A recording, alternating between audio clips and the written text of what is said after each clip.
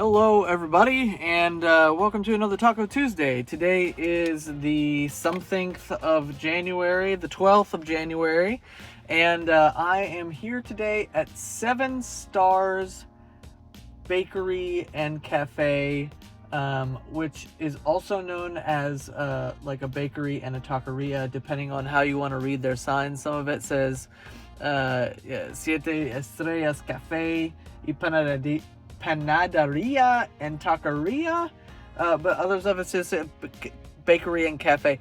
At any rate, I don't know how to feel about this. The food looks very good. We're here with Pastor and, on corn again. Taco plate just because it's kind of been fun to see how people do rice and beans. So the people in there are super nice, and also, it's a bakery, so I just told him to give me what he liked. He wanted me to have a churrito. I'm not sure if it's feminine or masculine. At any rate, he wanted me to have it, so I had it, and I told him just to pick something he liked out of that. Everything they bake fresh, and apparently this has cheese in it. They have a bunch of what look like sweetbreads in there, but they are just like the nicest folks. Really, not great English speakers, and I tried to speak Spanish, and she was like, no, just let me try to speak English to you, and then she just went and got somebody else. At any rate, so he was actively trying to steer me away from Pastor, because I said I wanted a taco plate with 3 Pastor tacos, as I always do, and he was like, you sure? All Pastor? I could do literally all of these other things. And I was like, no, Pastor. Well, he came out and gave me this one right here with the queso fresco on it. This one is his homemade chorizo. He wanted me to try it, so he gave me that for free, just like the nicest folks. At any rate, I have some work to do here. Oh yeah, two salsas. A red and a green, but I'm gonna go ahead and get to business. Happy Taco Tuesday to you. Well, I hate when this happens. Those folks were so nice, and that food was it wasn't great, but. So this is the deal. I'll give you the rundown. He actively tried to get me, as I said, not to order Pastor tacos, and I should have listened. But Pastor tacos is my thing, and I did it anyway. The other taco that he gave me that was not Pastor was pretty good. The chorizo one. It was better. The bean, so the Pastor ones were clearly a stewed pork, which is not. It's not Pastor. It doesn't taste good that way. Best of luck stewing a pork for hours on end and not having essentially dry pork bits. It's not great. And I think they use that same pork in their beans to make them more flavorful, which didn't do the beans any favors. And the rice was fine. Nothing to write home about. The churro, however, had somehow magically an apple filling inside of it, which was, great. I think I would have enjoyed that a lot more if I was 7. It's just a lot of sweet going on right there. And then, I think we had some communication issues on what exactly the bread was that he gave me. Because I asked, to just give me whatever he liked the most. And he gave me this one, and I thought he said that it had cheese in it. And I gave it a thorough chewing. And I would be very surprised if there was cheese in there. I think it was just a sweet, a enriched dough, what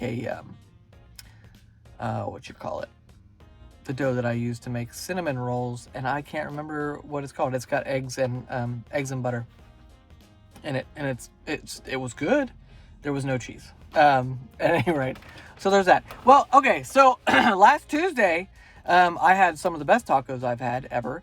And then the very next day, there was a coup attempt, like a really bad coup attempt, but a coup attempt nevertheless, in our nation's capital. And I said on Sunday, something that I would like to sort of reiterate for you today, because I was listening back to it, and we had some audio problems as I was saying what I was saying. You will have noticed that I didn't make a whole lot of mention of what had happened the past week in worship, and that is because the whole series that we are undertaking at the moment, Contemplating Epiphany, is about sort of this. The series, the season of Epiphany is about the ways that God is revealed to be God. Jesus is revealed to be God in the world.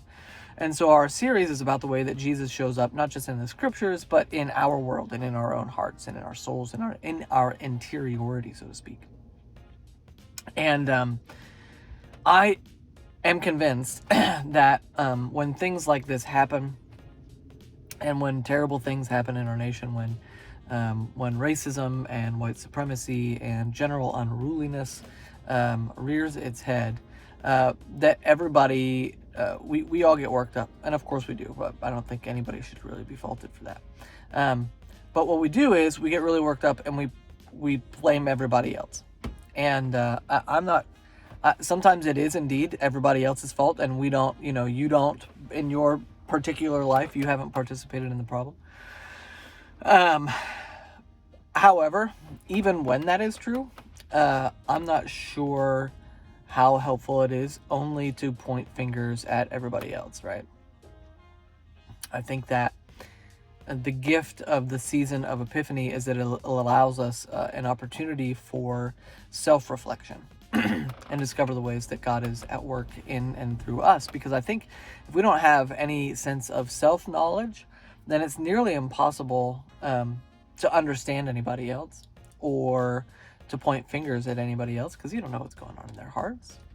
What is, I said on Sunday, what is the soul of America if it isn't yours, right? If it isn't ours together. So what's happening in here that is making something like what happened on Wednesday possible? And so throughout this season, I would like for us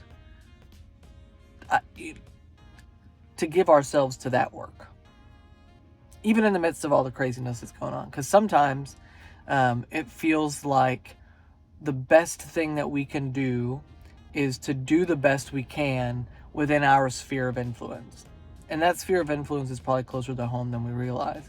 As a matter of fact, Colleen just shared with me the other day, she was reading a book, and in it, the author, who I believe was Barbara Brown Taylor, wrote that she thinks that in Luke 14, when Jesus says that unless you hate your father and mother, your children, your wife, indeed even your own life, unless you hate all of these things, you cannot be my disciple. And Barbara says that she believes that this is Jesus's way of telling everybody to go home. Go home and be a good husband and a good son or daughter-in-law or son-in-law. Be a good wife or husband or father or mother, sister, brother, and do your best there. Live out of what I have taught you there. And I tend somewhat to agree with her, given what else Jesus says in that paragraph of collected sayings. If all of what he says there he actually means, then none of us are fit to be his disciples. And there is another sort of truth there that we can dig into in another week, but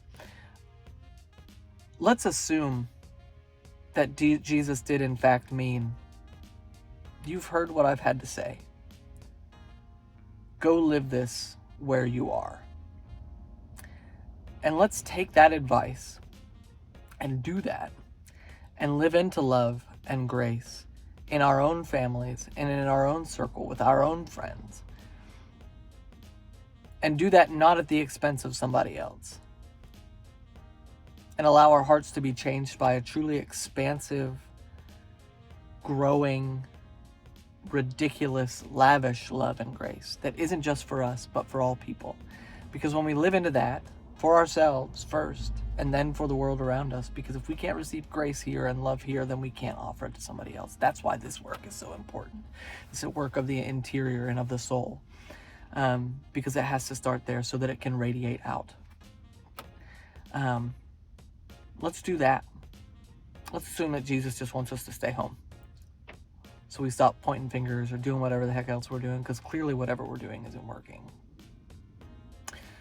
Let's get our own houses in order and get to work with one another, for one another, for the sake of Jesus and his whole world.